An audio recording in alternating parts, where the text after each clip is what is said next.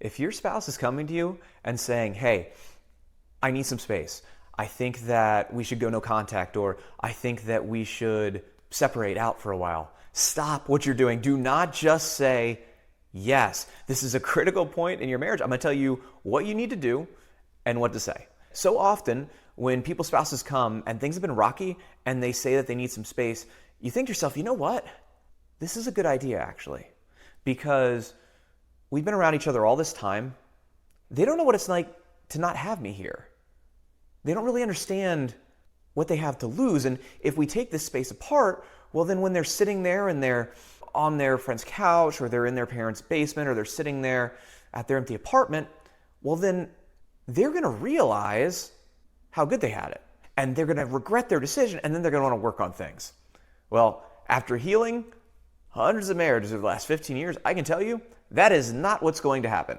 That's what happens when you're in a spot where the marriage has actually been pretty good for a long time, and you're just going through a rough patch and you just need to let those emotions cool down. You both know you want to work on the marriage, right? You just need some space to get your heads together. Now, if stuff's been miserable and unpleasant for months or even years, and your spouse isn't sure what they want, this is what's actually going to happen. They're going to go, man, I feel calm for the first time in forever.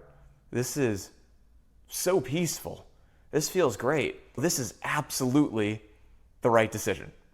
You don't want to do that. You can probably imagine what that does for your marriage. So what do you want to do instead? Is you need to put some constraints around it. And you say, you know what? You're right. I haven't been showing up as the best spouse for you. Things have been really difficult. And I think it would actually be good if we took a little bit of time to just kind of let things calm down so we can talk about what we want to do next. So why don't we kind of put things on hold and just not talk about any of this stuff until next Saturday, or you go to your mother's until Sunday. So a week from now is what you should first propose. 2 weeks is going to be the max that you really want to do on this. And then we can have a conversation and kind of figure out what next steps are. Now, if they say yes to that, you have to honor it.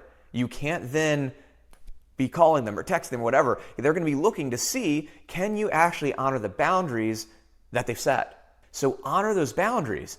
And then when you reconnect in that week or that 2 weeks, come with a plan for what you're going to do different, for how you're going to fix things, how you're going to work on yourself, how you're going to work to make things better than they were before.